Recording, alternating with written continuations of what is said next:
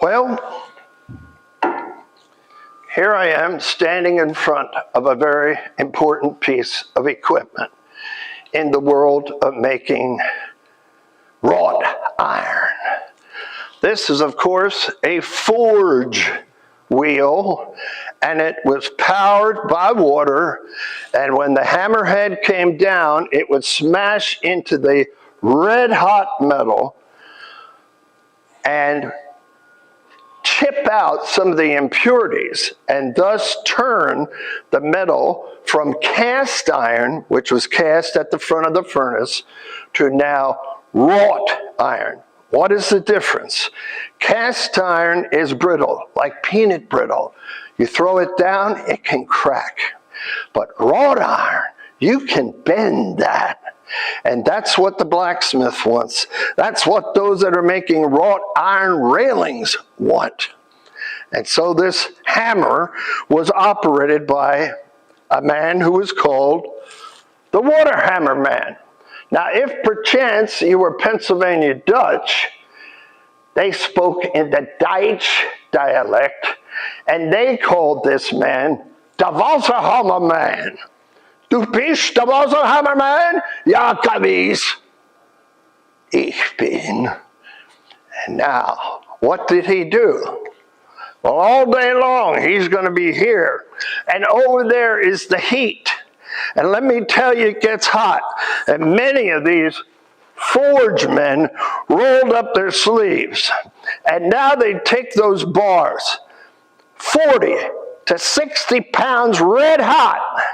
And then with these big guns they had for arms, put that metal under this hammerhead. And as the wheel turned by way of water, the hammerhead would then fall freely down on the metal, bang! And then the sparks of impurities would be broken away.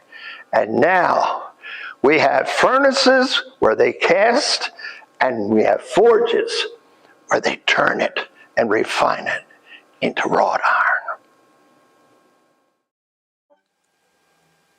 I know an old canaler, his name was Simon Slick. Had a mule with dreamy eyes, Lord, could that mule kick? Wink his eyes, wag his tail, greet you with a big old smile. Gently telegraph his leg and kick you half a mile. Whoa, you whoa, well I'm done with you forever. 'Cause ain't no good and it never was, never will be neither. Gonna die and take a little trip to the hot place down below. Why, old Satan will see you coming and he'll shout, whoa, you, whoa. Now this mule, he's a daisy, he pulverized a hog. Classic with 7 Irishmen, who cares? Kick my yellow dog. Kicks as quick as lightning, has an iron jaw. He's just a mule to have around, to tame your mother-in-law. Whoa, whoa, you, whoa, well I'm done with you forever. 'Cause ain't no good, it never was, never will be neither. Gonna die and take a little trip to the hot place down below. Why, old Satan will see you coming and he'll shout, whoa, mule. Oh, whoa. Now, we have already done some learning. We've talked about sense of place, and we're now putting a conclusion on one of Tilden's principles, which is principle number 4, called provocation. And we're going to discuss the lyrics to that song when we discuss provocation. Well, I want to tell you about a song I just sung for you. That song is entitled Simon Slick, and it was a song that I was taught by one of the last of the old canal boatmen. And I learned the lyrics and everything, but it's a great song for the topic of provocation. Yeah, how did you like those lyrics? I know an old canaler, his name was Simon Slick. He had a mule with dreamy eyes. Lord, could that mule kick? He'd wink his eyes and wag his tail and greet you with a smile. Then gently telegraph his leg and kick you half a mile. This mule, he is a daisy. He pulverized a hog, dissected 7 Irishmen. Who cares? But he kicked my yeller dog. He kicks as quick as lightning. He has an iron jaw. He's just a mule to have around to tame your mother-in-law. Ooh, that might raise a few eyebrows or two with your visitors coming to the site of a canal lock. But that is what they sung in the good old days.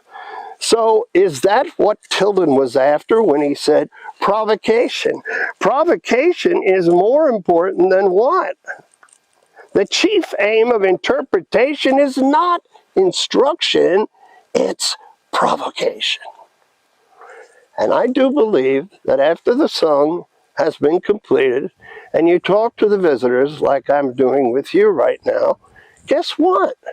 This is when we can go back into those lyrics and say that was the way it was when that was written during the days of the boating operation on the Susquehanna and Tidewater Canal. But let's learn from the past. We don't need to use those phrases today. But if we never had heard them, guess what? We would think they were just all right. Well, that's providing what? Provocation. And then I like to challenge the people on my tours. You go out and check out some of the other lyrics of songs that were sung on the canal. And now you are learning information, but now it has a story called provocation. Well, before we move into Tilden's principle, which is number 5, which talks about the whole, I do want to make one last comment concerning provocation. That song that I used, what I would recommend is have your supervisor hear those lyrics before you use it and get permission. Because you don't want to all of a sudden drop something in the lap of your supervisor that might cause a problem for him or her. Just a tip from an experiential person.